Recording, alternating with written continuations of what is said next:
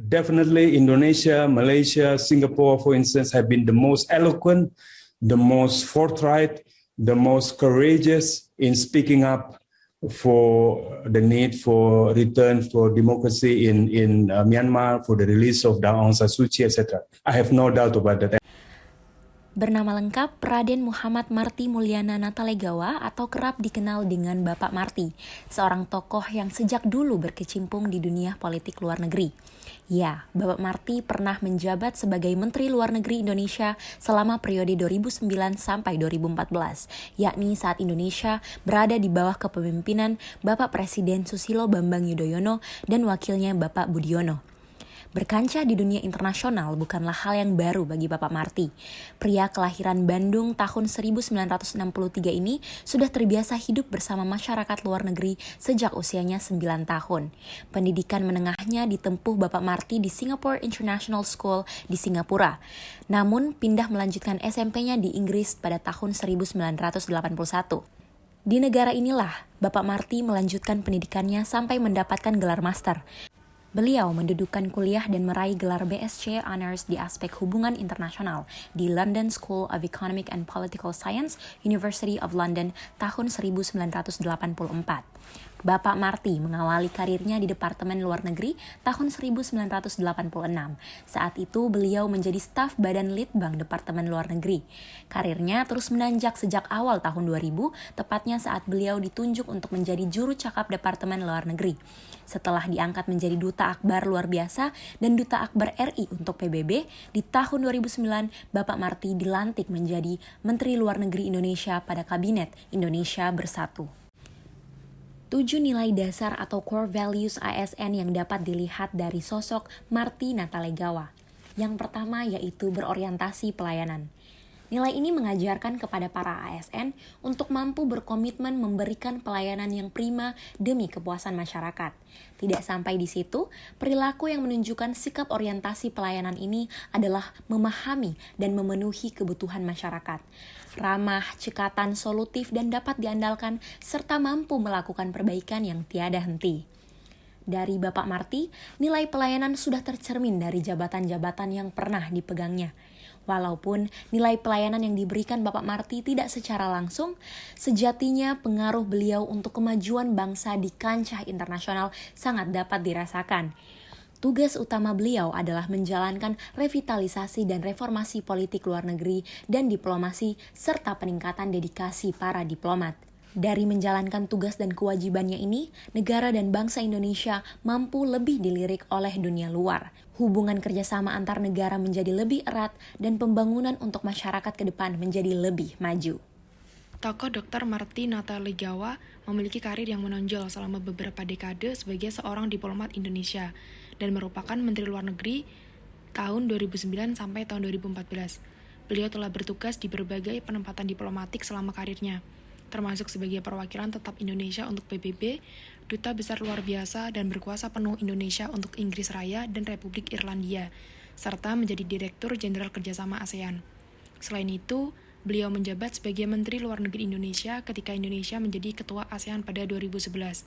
Dari pengalaman tersebut, menunjukkan bahwa beliau menjalankan tugas dengan jujur, bertanggung jawab, cermat, disiplin, dan tidak menyalahgunakan kewenangan jabatan. Terbukti dengan beliau yang tidak memiliki track record yang buruk, serta pemerintah yang terus memberikan kepercayaan untuk mengemban tugas negara.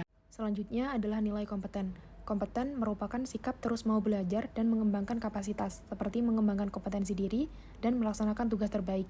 Dari Dr. Marty, kita melihat jika beliau di tengah kesibukannya masih menyempatkan diri untuk menulis sebuah buku. Hal tersebut menunjukkan jika beliau tidak lelah mencoba hal baru dan terus mengembangkan potensi diri.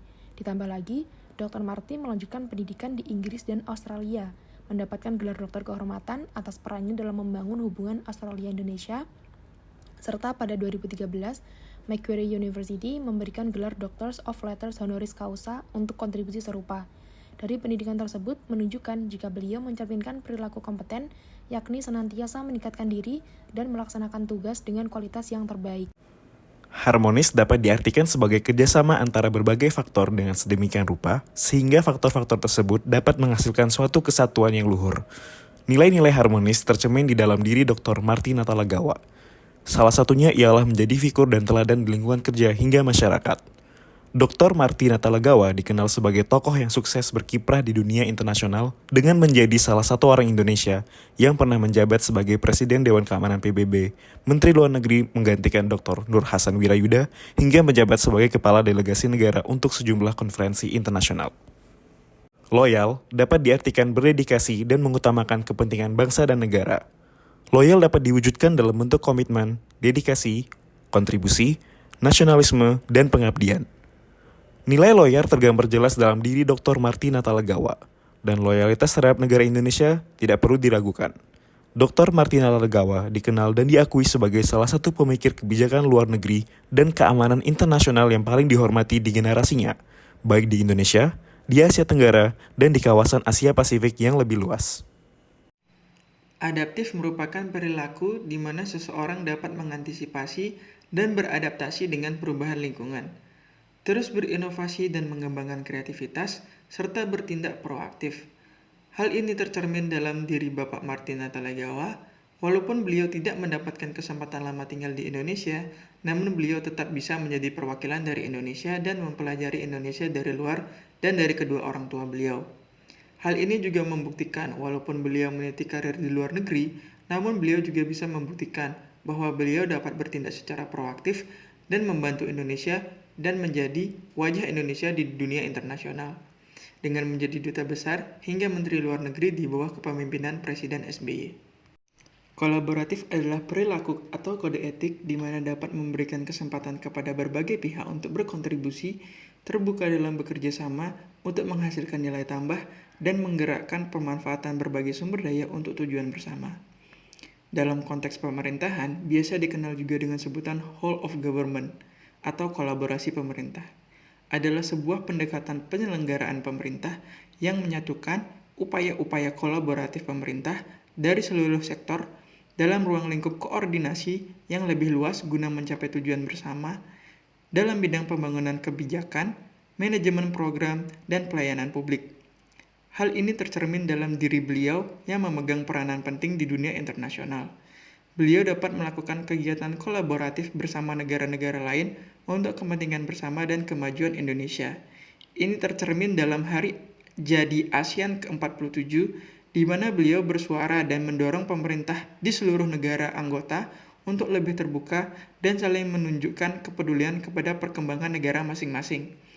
Pada kesempatan yang sama, beliau juga menyampaikan pembentukan komunitas ASEAN menjadi komitmen dan fokus bersama sehingga semua penduduk ASEAN mesti bekerja sama untuk mewujudkannya.